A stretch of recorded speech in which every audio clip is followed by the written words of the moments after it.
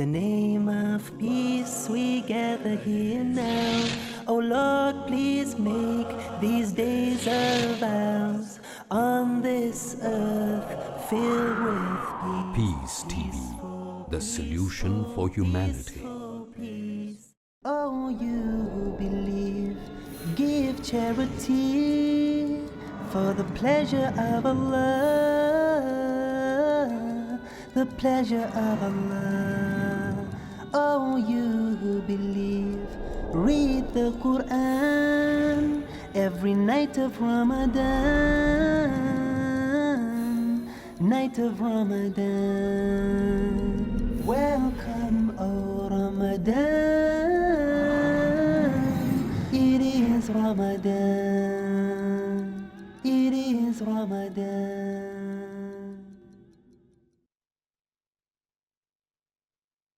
Dear brothers and sisters in Islam and humanity, Assalamu alaikum wa rahmatullahi wa barakatuh. May peace, mercy and blessings of Allah subhanahu wa ta'ala be on all of you. Welcome to the show, Ramadan, a date with Dr. Zakir. I am your host, Yusuf Chambers, and today we will be discussing the topic, benefits of fasting. Dr. Zakir, once again, I greet you with salams. Assalamu alaikum wa rahmatullahi wa barakatuh. Wa alaikum assalam wa rahmatullahi wa barakatuh. The benefits of fasting, Dr. Zakir. In the previous episode, we discussed the objectives of fasting, and within the objectives of fasting, we mentioned the spiritual, religious benefits. Are there any other benefits that you need to tell the audience about? Alhamdulillah, wassalatu wassalam ala rasulillah wa ala alihi wa sahbihi ajmain, amma ba'd. A'udhu billahi minash shaitanir rajim, bismillahir rahmanir rahim, rabbi shrah li sadri wa yassir li amri wahlul 'uqdatam min lisani yafqahu qawli. As far as benefits, besides religious and spiritual benefits, there are various benefits of fasting. And as you rightly mentioned in the last interview, discussed about religious and spiritual, there are other benefits which can be categorized into three different categories. Physical benefits of fasting, there are psychological benefits of fasting, as well as there are social benefits of fasting. I see. Let's move on to the first category, the physical benefits. What exactly are the physical benefits of fasting? Since fasting mainly involves in abstaining from food, drink, and sex from dawn up to sunset, here we realize that the stomach is the main organ of the body which has the maximum diseases, maximum ailments. That's why beloved Prophet Muhammad said. It's mentioned in Ibn Majah, volume number 4, hadith number 3349. Our beloved Prophet said that there is nothing better that a son of Adam can fill in the container with more evils than the stomach. It is sufficient for a man to be on his feet with a few morsels.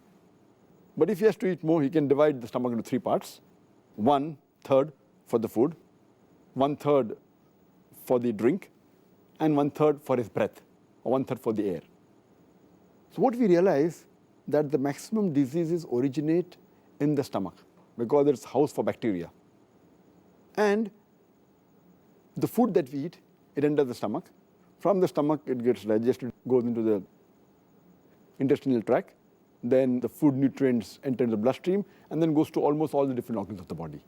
And we realize that the stomach is working continuously throughout the life. It never gets any rest. When we fast, this stomach, which is a very delicate organ, though it's very delicate, it is a very complicated organ. It's delicate, at the same time it's very important. It keeps on working throughout the day. This organ, while we fast, when no food enters for several hours, it gets rest. And the toxins that are there in the body, they are removed, they are purged out. So fasting is a very good way that physically it's beneficial for the body, it removes all the toxins, and it helps in various diseases. What about the psychological impacts upon the human psyche regarding fasting? I think that's very important. As far as the psychological dimension is concerned, fasting helps in patience, forbearance, and perseverance. It helps a person to increase his self-control, his self-worth. It helps him to increase the self-reflexivity. Also, the self-training and discipline is improved. The main psychological benefit of fasting is the increase in patience and perseverance.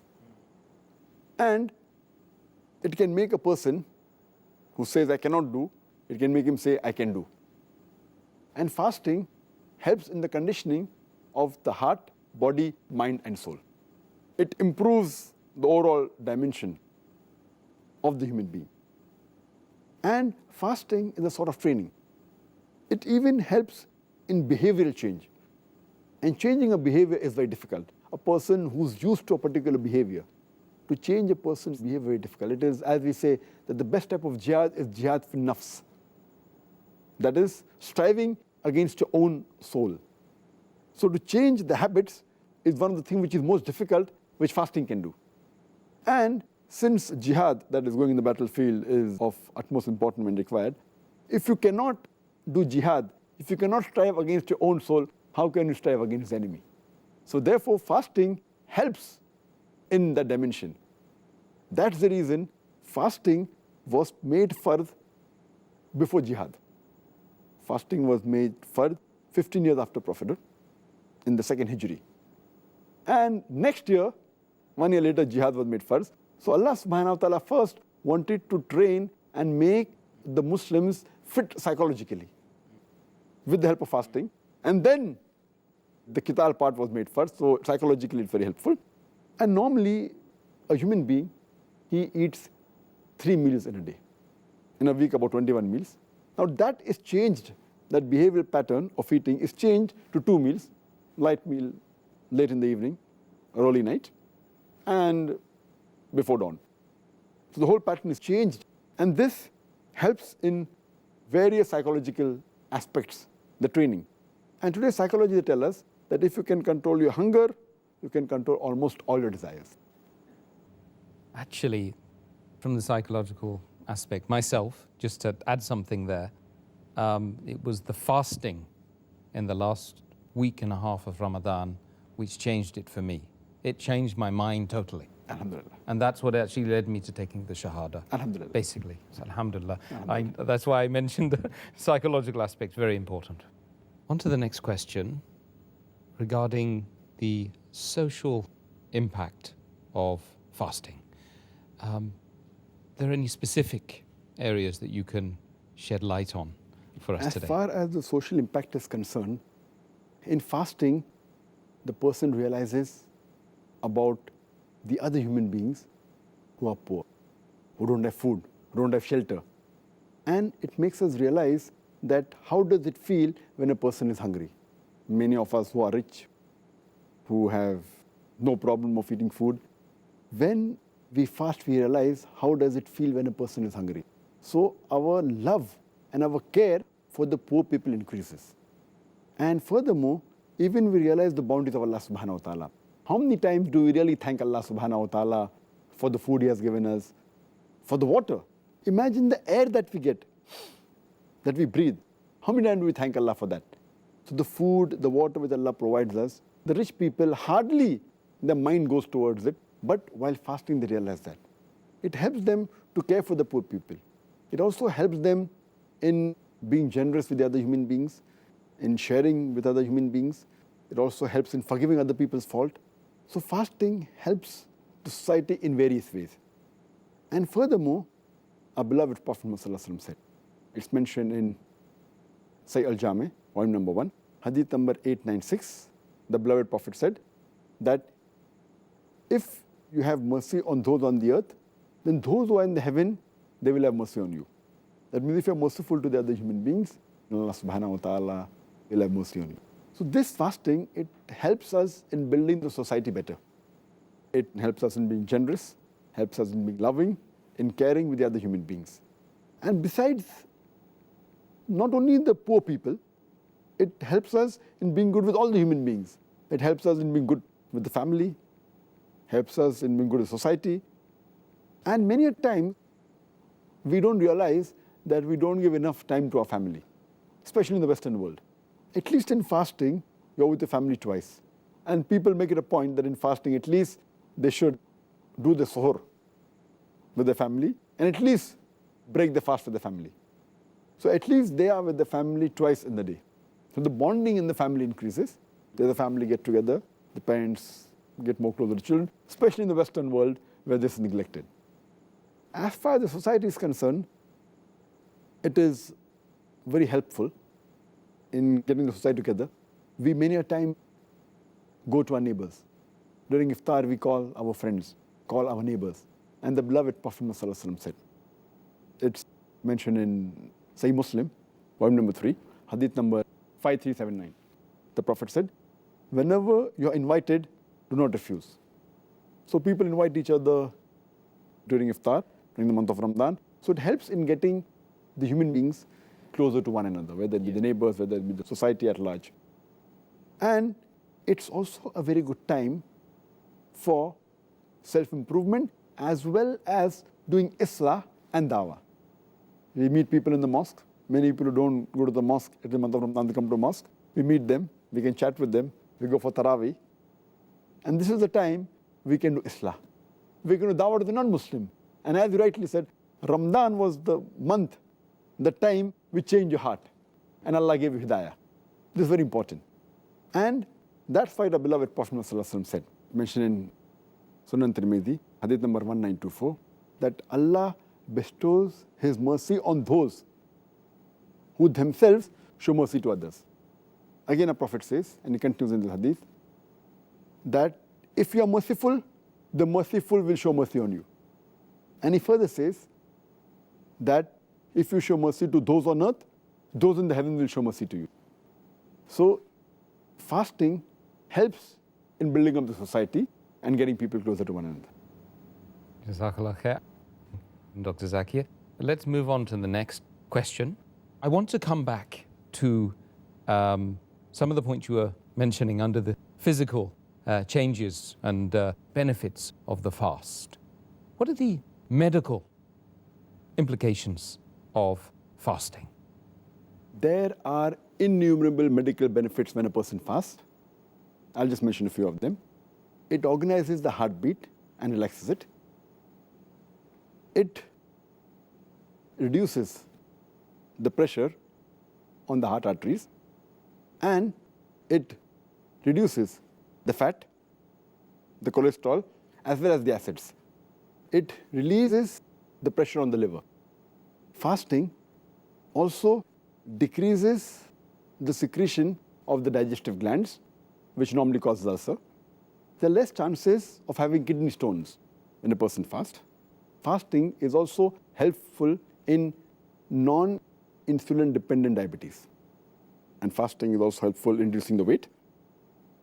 Fasting as a whole, it is beneficial for the whole digestive system as well as central nervous system.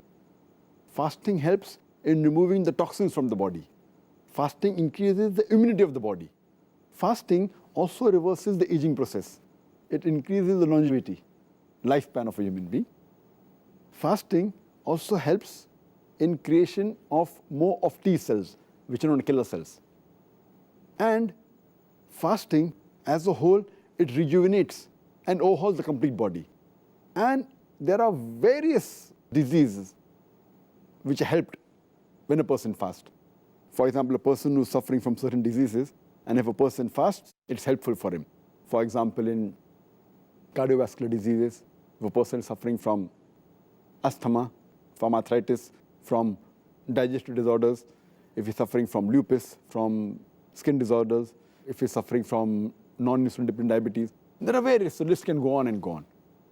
And it is even helpful in removing a person who's addicted to things which are haram, and even medically they aren't good. For example, smoking, or a person who is an alcoholic, or a person who's a chain smoker, fasting helps him in breaking this wrong habit and addiction. Let's move on to the next question. Relates to the science behind the benefits of fasting. There are some people, and I want to know whether they're right or not, who say that fasting actually has some harmful effects on a person, psychological, social, physical, etc. Is that correct? Several researches have been done by many scientists as far as fasting is concerned, and what effect does it have in various aspects of the human body. And scientists will tell us that when a person takes in food, it increases the metabolism of the body. When the food intake is reduced, or when a person fasts, the body metabolism rate goes down by about 22%. And if you fast continuously for several days or for a month, then this stabilizes at a lower rate. So the body metabolism rate is reduced by fasting. Further, there was research done on various groups of male and female Muslims who had fasted, and it showed that there was a slight reduction in the body weight, but there was an increase in the glucose level. As far as all the other things are concerned, it remained constant, whether it was the testosterone or the cortisol, whether it was sodium, potassium, urea, whether it was cholesterol, whether it was HDL, high density lipoprotein, whether it was LDL, low density lipoprotein, whether it was TG, the triglyceride, all these, the body level, they remained the same. The fasting did not have any effect on them, except it increased the glucose level, and there was a slight reduction in weight. When another research was conducted in Iran, where some men fasted for about 17 hours, for about 30 days in the month of Ramadan, it showed that it had no effect on the male reproductive hormone, on the testosterone. And it had no effect on the HPTA as well as on the thyroid hormones. There were several researches conducted.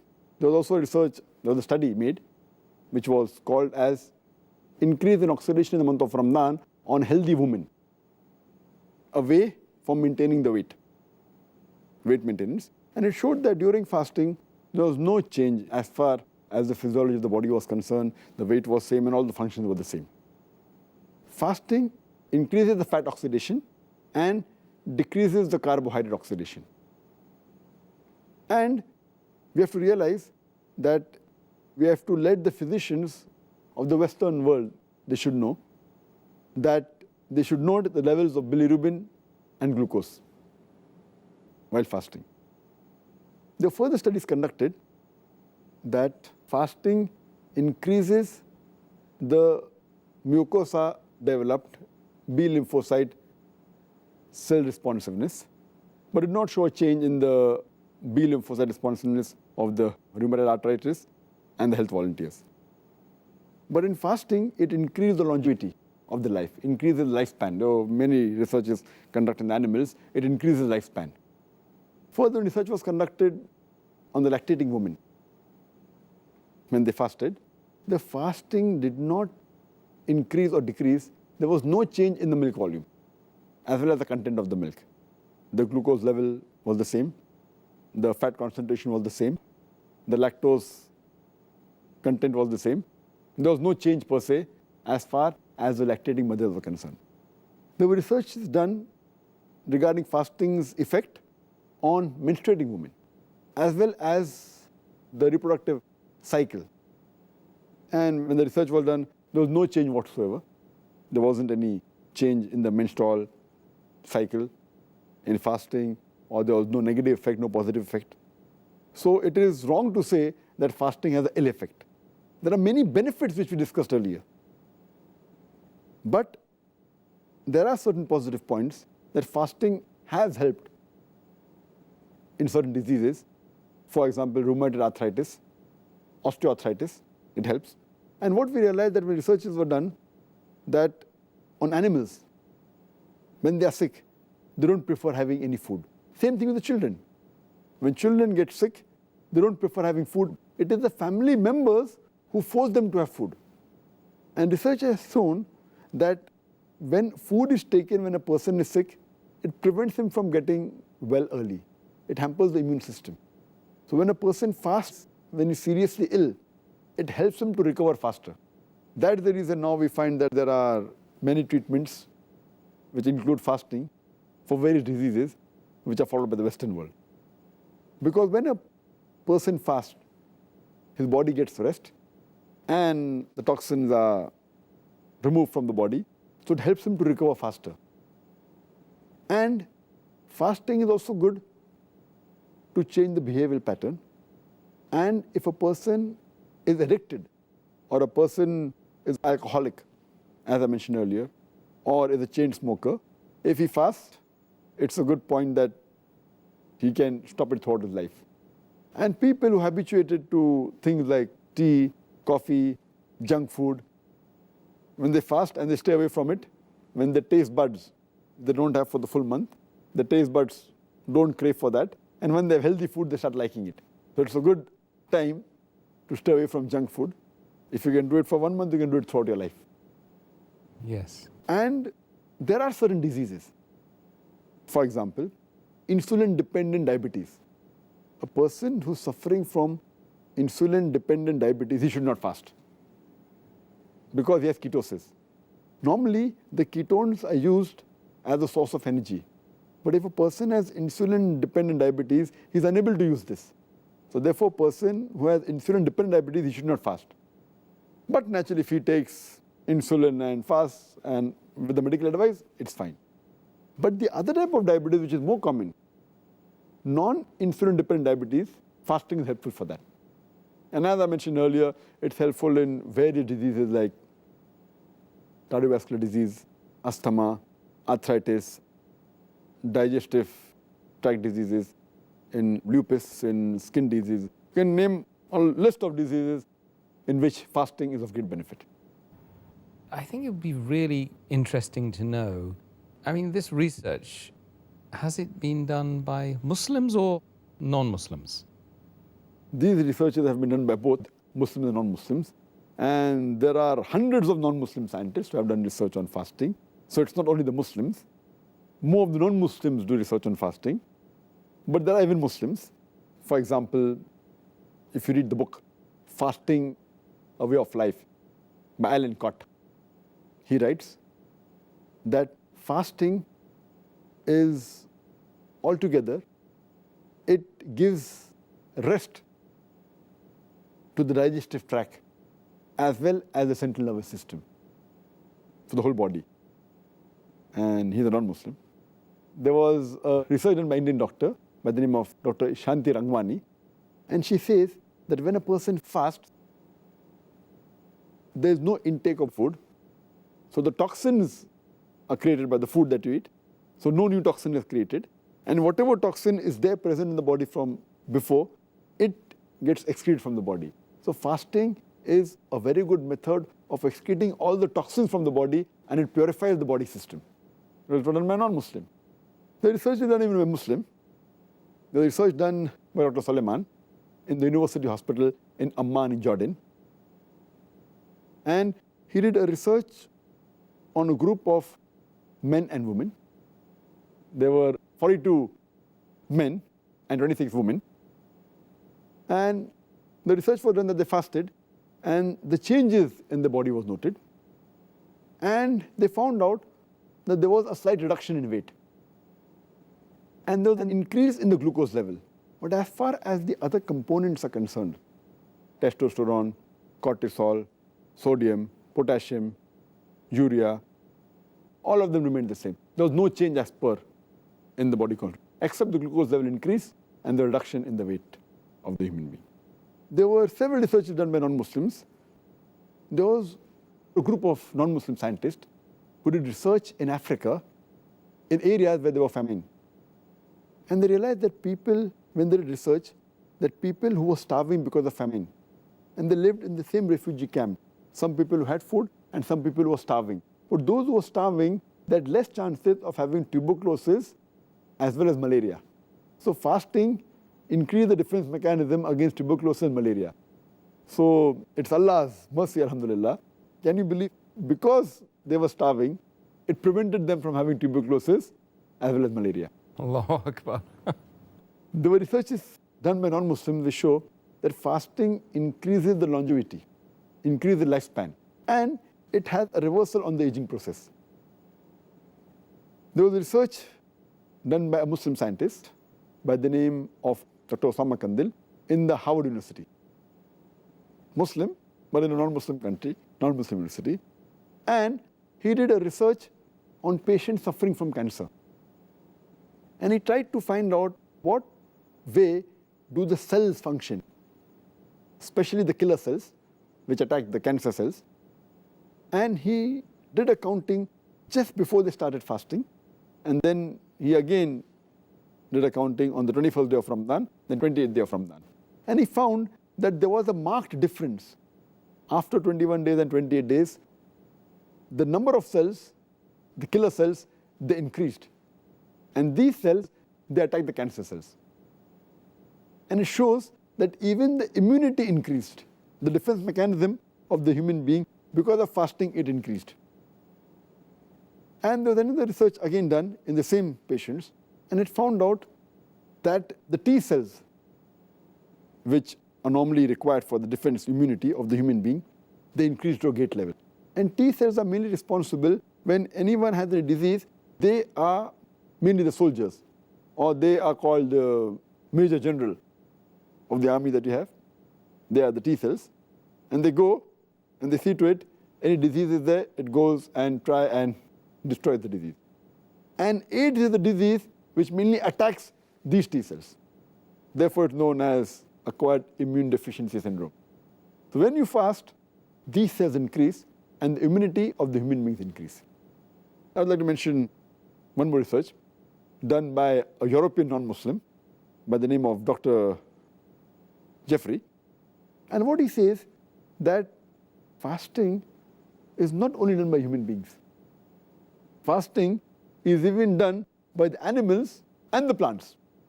And he gives the example, the animals that live in cold countries during heavy snowfalls, they stay separately and they don't eat and they go in hibernation.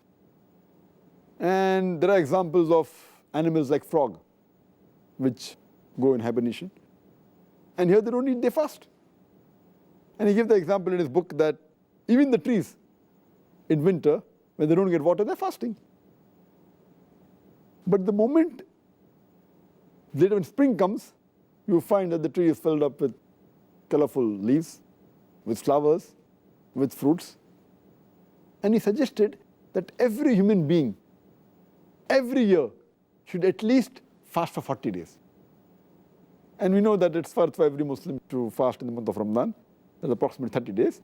And further, if you keep the 6 days of fasting in Shawwal, that makes it 36 days. So Allah subhanahu wa ta'ala and our Prophet has already given us this guidance which the non-Muslim European has given us recently. So there are many researches done by non-Muslims on fasting, and it's very beneficial for the human body. Dr. Zakir, most of the research that you've mentioned, I suspect a lot of the other research we haven't had time to mention today, was done relatively recently. Was this knowledge, this scientific knowledge, available for the Muslims in history? As far as the earlier Muslims are concerned, some of the facts were known, some were not known, not in the same way as we have come to know by research today. And I'll give you the reason why later.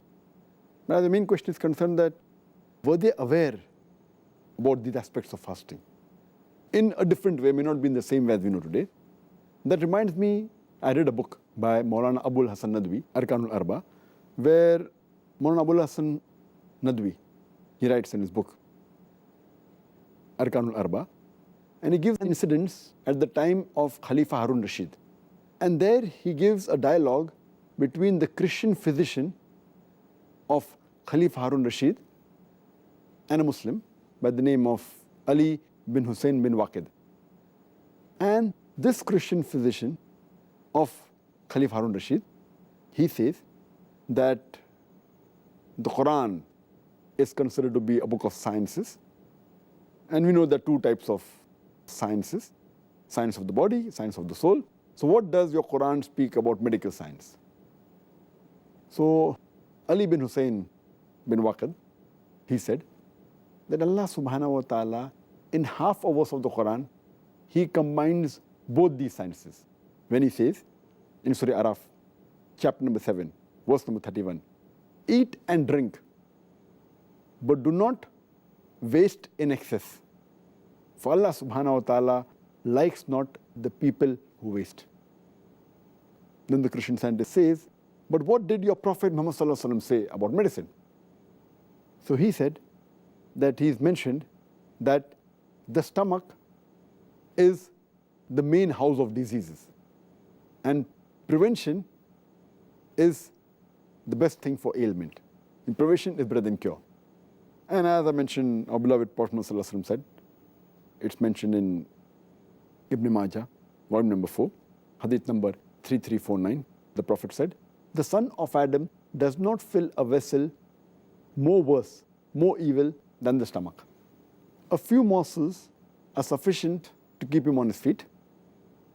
If he has to eat more, 1/3 of the stomach can be of food, 1/3 drink, and 1/3 should be for his breath. So then that Christian physician said, that means when you had the guidance of your Allah and Prophet Muhammad, we did not require Jalinus. Jalinus, he was a very famous non-Muslim physician of that time. So what the Prophet and Allah say is a telegraphic message, which we have done research today. But the Prophet also already has given in a nutshell the message before. And in that same book, Arkan al-Arba, Maulana Abul Hasan Nadwi, he mentions and he gives the example of another non-Muslim scientist who's an American. He says that every human being, whether poor or rich, he should fast for some days every year. It will keep him healthy. And then he says that Islam is the best religion, which has made it compulsory on his followers to fast. And he said that Prophet Muhammad, peace be upon him, was the best physician who has prescribed fasting. And he said that there's no better healthy way than fasting, and after that Taraweeh, in which you have to do some exercise, according to him, which helps in digestion. So if you realize that the non-Muslim, they appreciated the religion of Islam after doing research.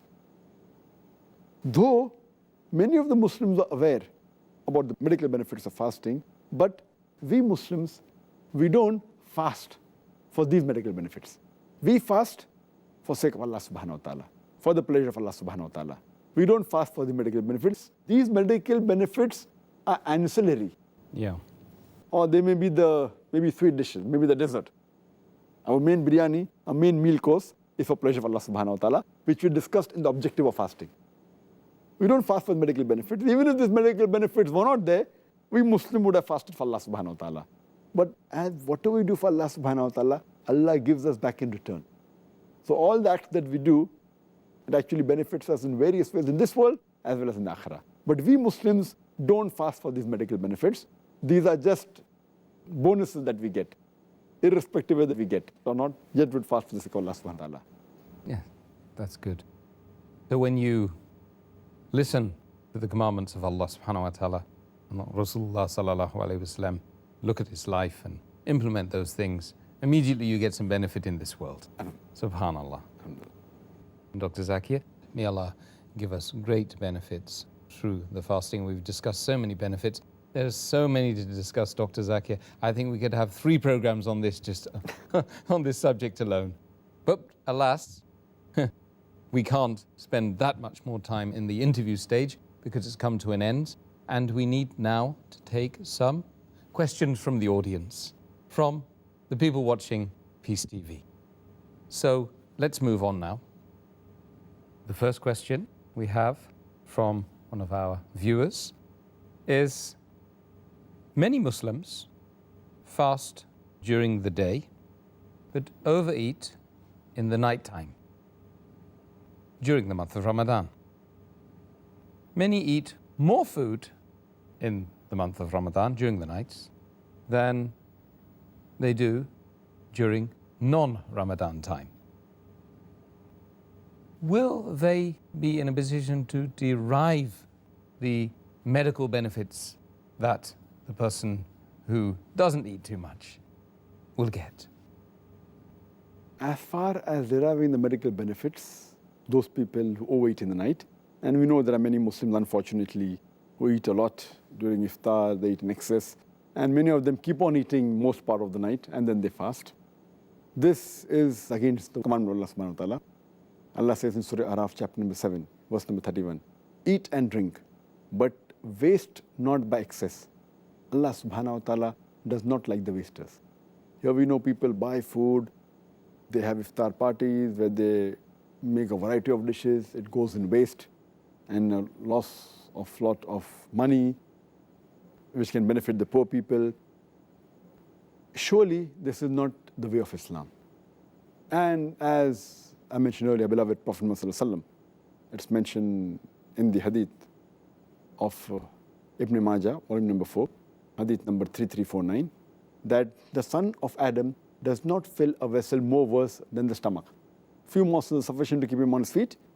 If he wants to eat more, we should divide the stomach in 3 parts, 1/3 for food, 1/3 for drink, and 1/3 for his breath, or 1/3 for air. Based on this, but natural overeating is against the sunnah, against the commandment of Allah subhanahu wa ta'ala, and even he will not get the benefit of fasting. Fasting means a person abstains from food and then has normal, doesn't overeat. So most of the benefits that are mentioned in the medical benefits, most of them he will not get. Some he may get. Sometimes if he overeats excessively, it may cause a damage to health. It's like, I gave the example in the last episode, person eats, then he puts his finger in the throat and vomits out. So the food he eats will not make him healthy.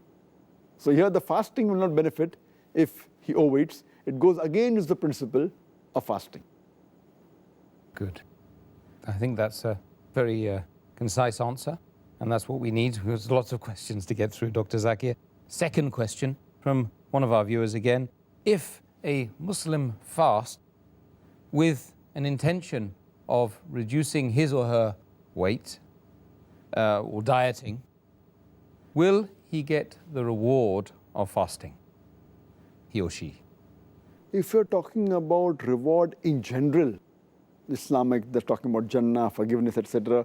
Our beloved Prophet said in Sunan Tirmidhi, book of fasting, hadith number 2331, that there's no fast for a person who does not intend to fast the night before. Intention is a must. Intention means for the sake of Allah subhanahu wa ta'ala, for the pleasure of Allah subhanahu wa ta'ala. A person who doesn't have this intention, surely he will not get the religious benefits. He will not get the spiritual benefits. The reason why we fast, that is taqwa, what we discussed in the last episode. As far as the other medical benefits the person does for dieting, or if he does for weight loss, he may get those benefits. Like there are people who fast maybe for political reason, people do hunger strike, people, they fast for a pressure. Some people fast, as we mentioned, for weight loss, for dieting. So that part of the medical benefit they may get, but not the benefit completely of Islam. And as Allah says in the Quran, in Surah Hud, chapter number 11, verse number 15 and 16, anyone who does any deeds for this world, Allah will give him the reward without diminishing for this world. But he will have no reward in the hereafter, except for hellfire. And he's really, the person who does such deed is really misguided. So fasting only for weight loss, dieting is just, it is penny wise, pound foolish. What I've realized that we have to mainly fast for the sake of Allah subhanahu wa ta'ala. Then we get the overall benefit. Okay, I'd prefer to be a little bit fat and then, but go to paradise actually, wouldn't you? Okay. No, you can become thin and yet go to paradise. Yes. If you fast the complete right way, like the sunnah of the Prophet Muhammad. Absolutely. Muhammad wasn't fat. Alhamdulillah. Yes, I get your point, Dr. Zakir. Next question. The Prophet Muhammad sallallahu alaihi wasallam, we've heard in previous episodes of the series, used to break fast with the dates, and it's therefore highly recommended to break fast with the date. Can you inform us about the medical benefits of dates? Dates is a wholesome food. Dates contain a high level of carbohydrates, 44 to 88%. It has a low fat content, 0.2 to 0.5%. There are about 15 minerals and salts in dates, about 6 vitamins. The protein level is 2.3 to 5.6%. It has a high fiber content, 6.4 to 11.5%, depending upon the different types of dates.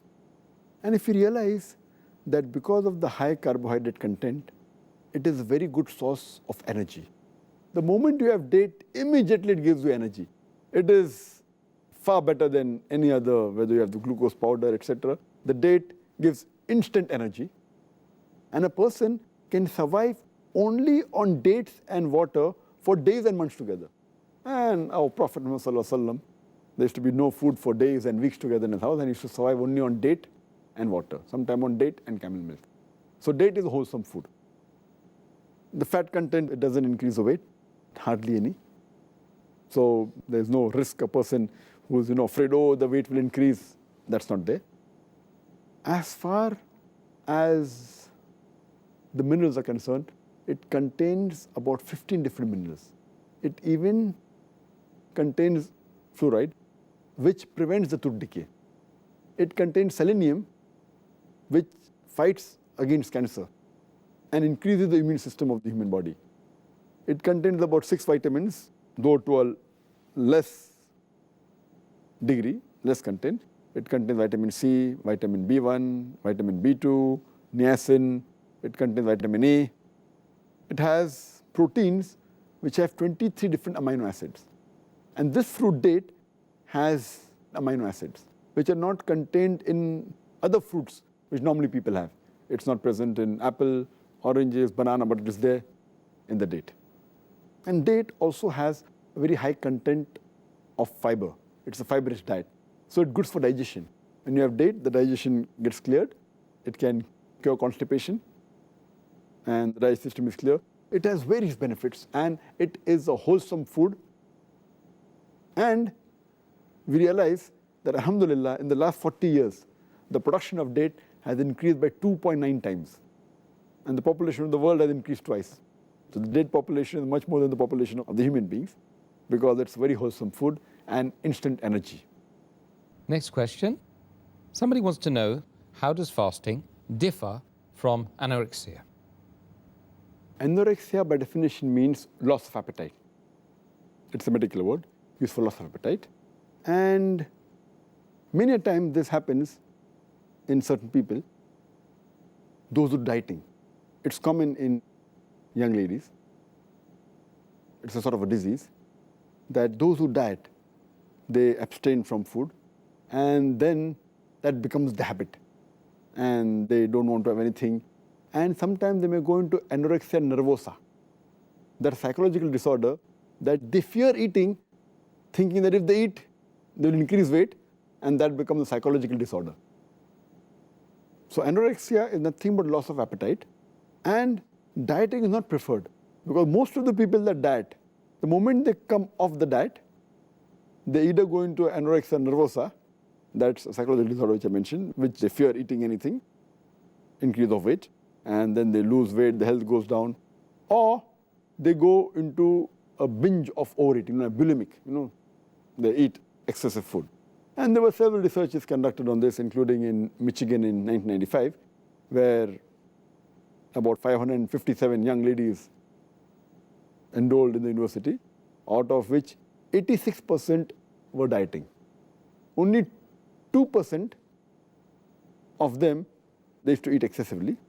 But in 6 months' time, 19% added into the bulimic category. They start eating more. Because the moment you stop dieting, you tend to eat excessively and become more fat. Or you go vice versa on the other side, anorexia nervosa, where you don't eat at all, and that damages your body. SubhanAllah. Well, may Allah help us not to get into that. Next question. What is the scientific difference between fasting and starvation? Fasting scientifically starts somewhere close to within 12 hours to up to 24 hours. And when the carbohydrate reserves of the body are used as a source of energy, it's called as fasting. Moment it starts after maybe a few hours, initially the food is utilized. When the food intake reduces and when the carbohydrate reserves of the body is used for energy source, it's called as fasting. But after the carbohydrate source in the body depletes, gets completely used up, then the protein is used. When protein is used as a source of energy, it's called as starvation. Then you find that the muscle mass keeps on reducing, the person becomes thin, and it becomes unhealthy. Scientifically, when the carbohydrate source gets depleted and the protein source is used, it's called as starvation, which is not good for the body at all. Fasting is healthy for the body, starvation is unhealthy. Well, Jazakallah khair once again, Dr. Zakir. And we've heard many benefits of fasting tonight. And I hope and I pray Allah subhanahu wa ta'ala enables us to take those benefits and the instructions you've given tonight and utilize them during this wonderful month of fasting. Jazakallah khair. Dear brothers and sisters, may Allah subhanahu wa ta'ala bestow benefits for the whole of this month regarding the fasting, especially as now you've got no excuse because you've heard all the medical raison d'etres and all the spiritual, religious, physical, psychological, medical reasons. You've got absolutely no excuse. So please take benefit of Dr. Zakir Naik's advice in this show and in the preceding shows. And we will join you same time tomorrow when we will be discussing Ramadan, the month of repentance. Assalamu alaikum wa rahmatullahi wa barakatuh. حافظين ذاكرين قانتين خاشعين